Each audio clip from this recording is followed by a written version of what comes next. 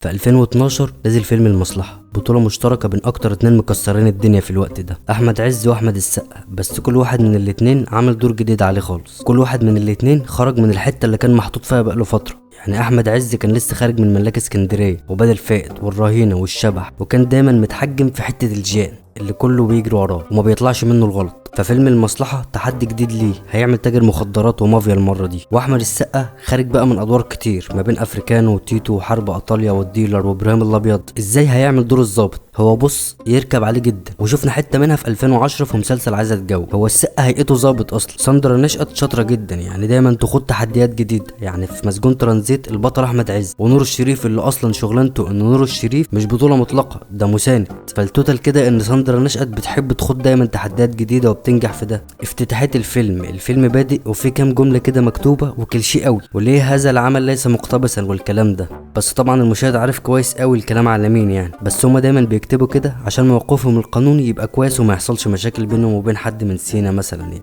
زي ما انا هعمل بالظبط. بالظبط.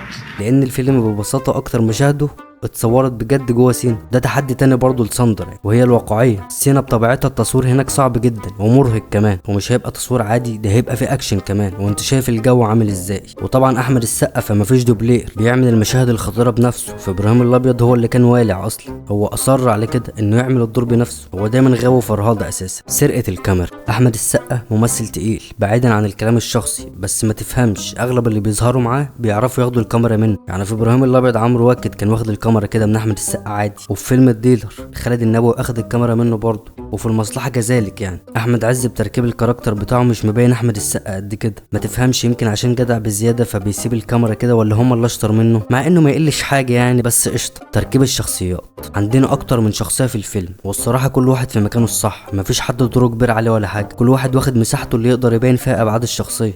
يعني بدايه من سالم المسلمي تاجر المخدرات اللي عنده سلطه وقوه ونفوذ، وبيحب اخوه على الرغم من انه اخد البت بتاعته منه. وده ما اتقالش صريح كده، هو رمالك كام كلمه وسابك لدماغك تحللها بقى، ما جابلكش فلاش باك على اللي حصل. كان ممكن ساندرا نشأت تعمل كده عادي، بس ده بيبين لك قد ايه ان الفيلم احداثه بتتجنب الحوارات الجانبيه اللي مش هتفيد القصه. ودي برضو من عوامل نجاح الفيلم. سالم المسلمي عنده وسواس قهري، ما بيحبش حد يحرك الحصان. ممكن حد يشوف ان المشهد ده ملوش لازمه، بس في الحقيقه الحته دي بتعكس شخصيه سالم المسلمي اصلا، اللي ما بيحبش خالص مكانه يتهز او يتحرك او ياخد منعطف تاني. وده اللي بان عليه لما الحياه اخدت منعطف تاني غير عادي، واضطر بعد كده انه يحمي اخوه باستماته مع انه عارف انه غلطان. ما كانش يتمنى ده، بس قشطه يعني ده اللي حصل. غروره وكبريائه وبروده كل ده واضح جدا في عينيه. حمزه احمد السقا الكاركتر بتاعه بيتحول من ضابط شرطه في جهاز مكافحه المخدرات مش همه اي حاجه غير شغله، وانه يقضي بس على سالم المسلمي اللي بس بيتاجر في المخدرات لاجل انها غلط، لواحد مش عايز حاجه غير انه ينتقم لاخوه، مش مهم اي حاجه تانية. حمزه بيستخدم اسمه انه ضابط باستماته لاجل انه يجيب حق اخوه بس. هو قبل ما اخوه يتقتل كان في دوريه مخدرات يوم فرحه اصلا،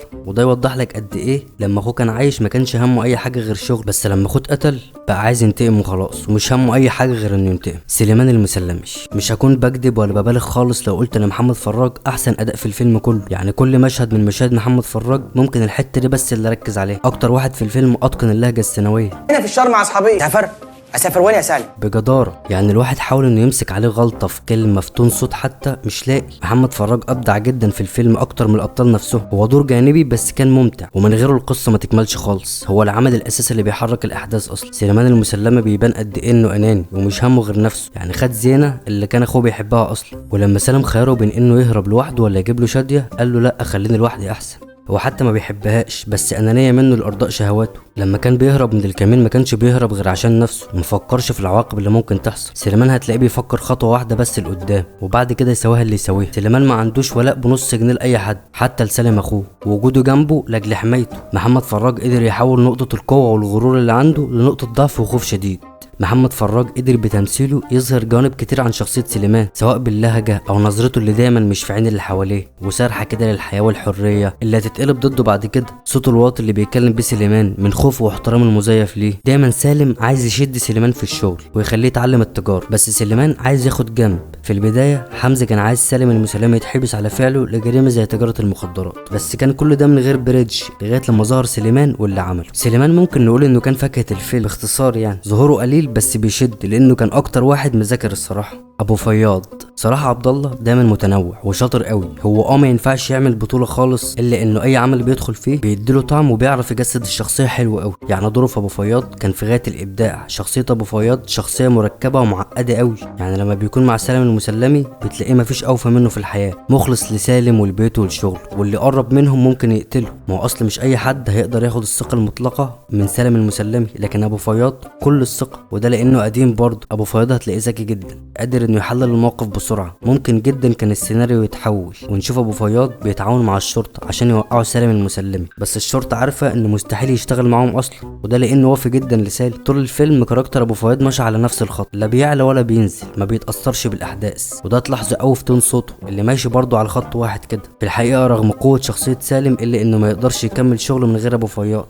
ابو فياض هو العمود الاساسي لشغل سالم وتجاره المخدرات، على الرغم من انه شخصيه فرعيه. زينه او شاديه بيبان حاجات كتير منها كل لما تطلع قدام الكاميرا، بس اهمهم انها شخصيه قد ايه وصوليه. يعني الميكس بتاعها هي وسليمان بتحبه عادي ومخلصه ليه، مع ان قبلها الكلام ده كله كان لسالم برضه، سابته وراحت للقروش. ولما الدنيا اتقلبت وبقى سليمان هربان، سالم بيطلبها تيجي عنده لاجل الحمايه سوريا كده يعني، بس برضه ده ما كانتش الحقيقه. هو عايز يرضي سالم اللي عايز شاديه، بس لا ده بقى سالم ولا دي بقت شاديه اصلا. شاديه الوصوليه وسليمان الاناني اللي لما جات له فرصه الهرب ما اختارهاش، وجت اللحظه المناسبه لانتقام سالم من شاديه لما طردها من البيت، لما عرف من سليمان انه نام معاه. ومش بس كده، ده كمان باعها. وسليمان بيقول لاخوه عينه في الارض، بيبان قد ايه كسرته من اخوه اللي بيدافع عنه باستماته، بس ما يقدرش انه يوقف ده لان اخوه هو اتكسر منه، بس واجب حمايته. سالم المسلمي لاول مره بيطفي ناره من الانسانه الوحيده اللي بعته، وبيوصفها بالشتايم اللي حقيقي بتوصف فعلها واللي عملته. شخصيات جانبيه، الفيلم فيه شخصيات كتير جانبية، من ابرزهم واهمهم استاذ محمود بالزاوي مثلا، شخصيه بتوريك ان لازم فعلا يقع ضحايا نتيجه الانتقام،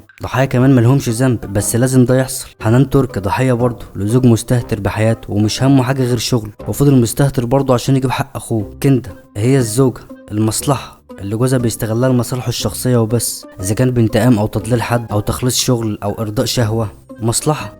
في الاخر بقى الفيلم بيوضح الصراع اللي بين الخير والشر، وده طبعا اتعمل في مليون حاجه قبل كده، بس مش ده الهدف من الفيلم برضه. يمكن يكون الهدف من الفيلم اللي عايز يوضحه هو الاختيار والمصير. كان ممكن جدا شاديه تختار سالم، وساعتها مصيرها مش هيبقى طردها من البيت بالطريقه دي، كان ممكن تكمل طول العمر معاه عادي. كان ممكن جدا سليمان يختار انه يلف وما يدخلش الكمين، ممكن ما كانش حد ياخد باله، بس لما دخل هو عارف ان مفيش كنترول زد، فخلاص سلم للامر في شتمة الظابط ليه وهو مرمى على الارض، وعارف ان المره دي مش هتعدي، بس بيستنجد برضه باخوه عشان ده ظهره وسنده. لو جينا نبص على قصه الفيلم كقصه مش انها فيلم وخلاص، ممكن كان حاجات كتير تتغير لو ما كانوش اختاروا ده. يعني استهتار سالم واستهتار سليمان هو اللي وصلهم لكده. كان ممكن جدا سليمان يختار طريق تاني، كان ممكن انه يختار طريق الصلاح عادي جدا، بس على الرغم من انه ما اختارش طريق اخوه اللي هو تجاره المخدرات، الا انه وقع في مشكله برضه وحياته اتدمرت واتقتل في الاخر نتيجه لانتقام حمزه عشان اخوه اتقتل ومالوش ذنب، هو اصلا ما كانش في مكافحه المخدرات. وبس كده، لو عجبك اللي بقدمه كان عادي جدا تدوس سبسكرايب، مش هيحصل حاجه خالص بشكل وش فشخ، واللايك برضه كذلك. يعني لو عايز تدي كومنت قشطه، ويلا صباحكم مساءكم لذيذ.